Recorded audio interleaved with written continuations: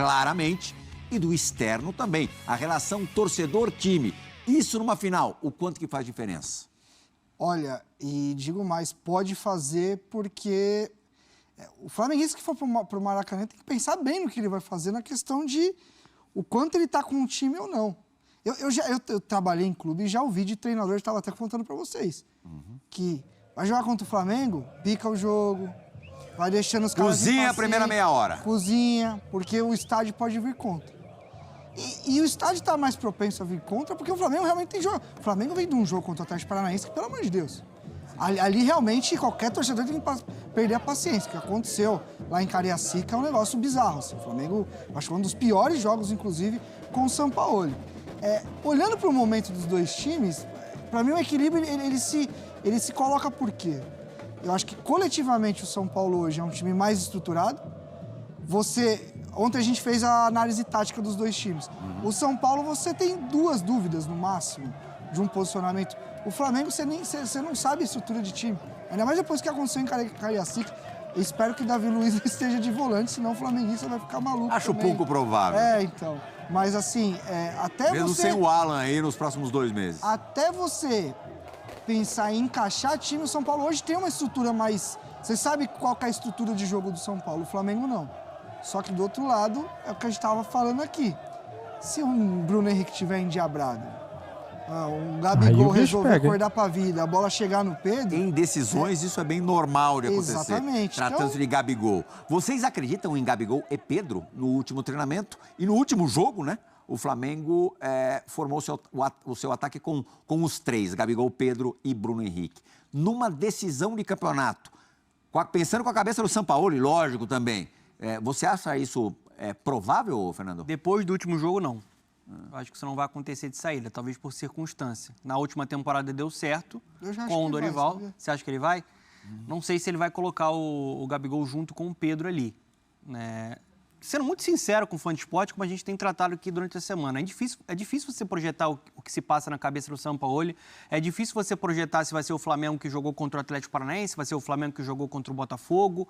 A gente vê um time com muitos problemas, né, coletivos. A linha de defesa a gente sabe qual vai ser. Léo Pereira, Fabrício Bruno, Ayrton Lucas e Wesley. E o Ayrton. Isso é certeza. Pulgar, primeiro homem de meio campo. O Pulgar vai jogar. O Gerson vai jogar. Acho que o Vitor Hugo joga. Se o Vitor Hugo jogar... Vitor o Thiago, né? Hã? Você acha que o Thiago Maia não vai jogar? Eu acho que vai o Vitor Hugo. Eu também acho. E aí os 3? Você não acredita nos 3? Eu não acredito tanto nos 3. E aí quem que completa o meio campo? Eu acho que ele pode surpreender ele com o Everton Ribeiro, por exemplo. Mas ele não tem optado pelo Everton Ribeiro para começar nenhum jogo.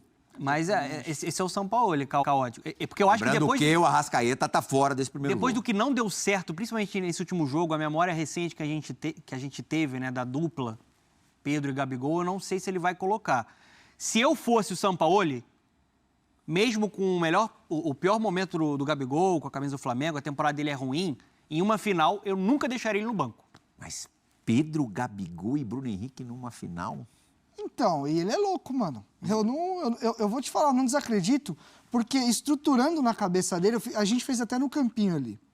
Faz sentido, porque o Wesley, você tem o Gabigol, vamos pensar num 4-3-3, os 3 meio-campistas, vamos pensar então, Pulgar, Gerson e Vitor Hugo. Tá. Fecho com você.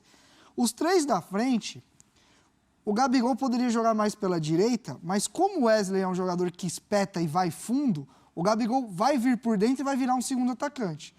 O que vai acontecer é que o Bruno Henrique vai ter que jogar bem espetado do lado esquerdo.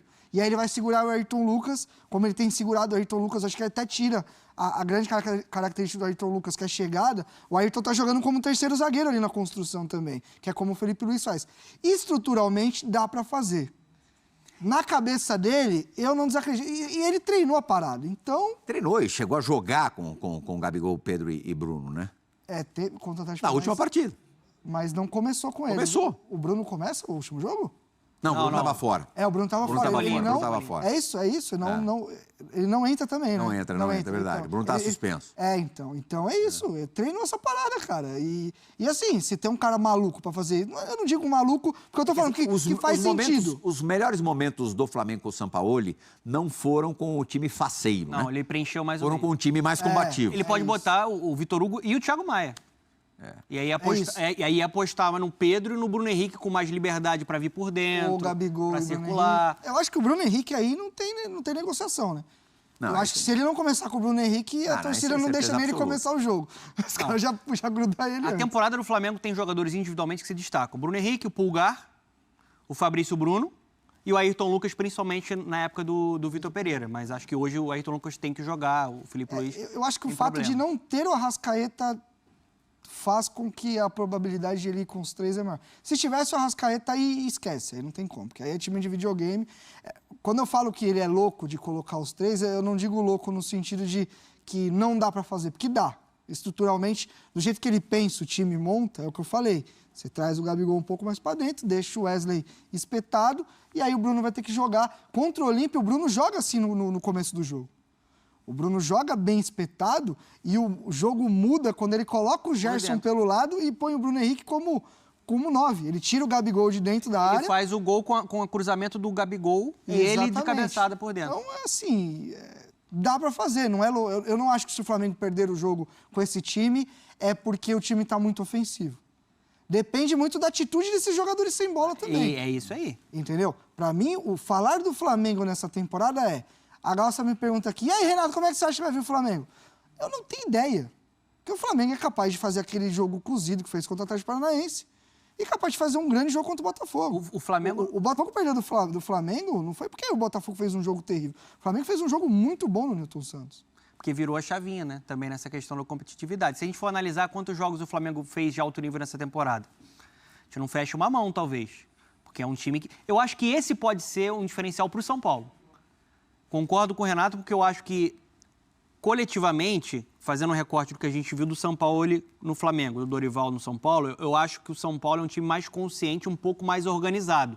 Até oscilou um pouco nessas últimas partes. Um pouco não, bastante. Oscilou muito, Oscilou bastante. Só que eu acho que é um time mais estruturado. E um time fora de casa, arame liso. Sim. O São Paulo não tem uma vitória no campeonato